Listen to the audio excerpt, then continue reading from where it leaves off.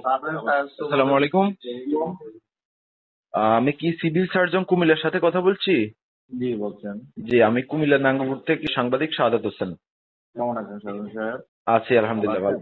জি আছি আলহামদুলিল্লাহ, তবে ভালো নেই। আমাদের নাঙ্গলকোটে স্বাস্থ্য সেবার যে অবস্থা, গতকালও একজনকে সাপে কামড়াইছে। এখানে ভ্যাকসিন না পাওয়ার কারণে তাকে কুমিল্লা নেয়ার পথে সে মারা গেছে। ভ্যাকসিন তো আছে নাঙ্গলকোটে, তো আপনি যতটুকু দিচ্ছেন আপনি। তাহলে ভ্যাকসিন যদি থাকে তাহলে এখান থেকে ভ্যাকসিন প্রয়োগ করেনি কেন? আমি আমার কাছে তো আমি যতটুকু জানি আছে, আর না থাকলেও আমার কাছে তো চাইতো।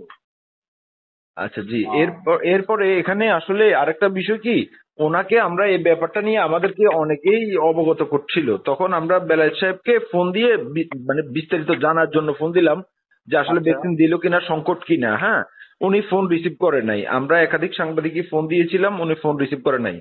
এবং কখনো সাক্ষাতে যদি ওনার বক্তব্য নিতে চাই তাও উনি বক্তব্য দিতে রাজি না। ওনার ভিতর উন্মাদনা এবং উত্তেজনা সবসময় লক্ষ্য করা যায়। এই বিষয়ে যদি আপনারা কোনো ব্যবস্থা গ্রহণ না করেন তাহলে তো মানুষ স্বাস্থ্য সেবা থেকে বঞ্চিত হবে।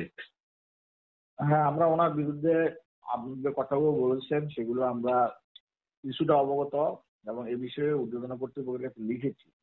ঠিক আছে, তো আশা করি তারা ব্যবস্থা নেবেন।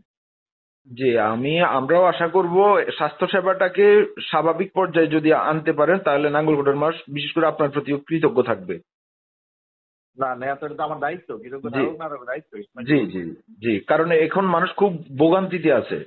হার্টের পেশেন্টরা আসলে তো ওষুধ পাচ্ছে না, অনেক বলতেছে যে ওষুধ সাপ্লাই নেই। এখন এর আগে কিন্তু এভাবে ওষুধ সংকট কিন্তু নাঙ্গলকোট স্বাস্থ্য কমপ্লেক্সে ছিল না। ওষুধ সংগ্রহ থাকার কথা না, এখন থাকার কথা না। উনি বলতেছে যে আবার নিয়ম দেয়, উনি 1 সপ্তাহ ওষুধ দেয়। যেমন আমি হার্টের পেশেন্ট, হ্যাঁ, আমি হার্টের রিং পরানো, আমিও ওষুধের জন্য গিয়েছিলাম। উনি আমাকে 1 সপ্তাহ মেডিসিন দিতে বলছে যে এর উপরে দেওয়া যাবে না।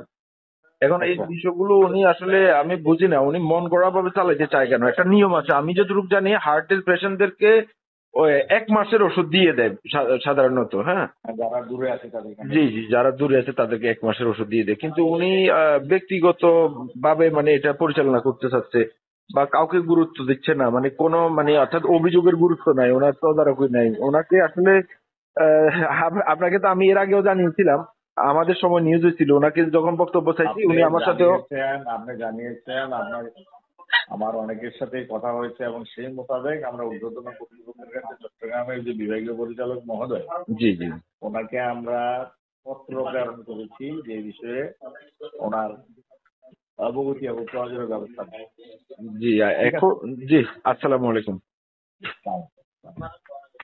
সকল সংবাদ সবার আগে দেখতে চোখ রাখুন বর্তমান টিভির ফেসবুক পেজ ও ইউটিউব চ্যানেলে।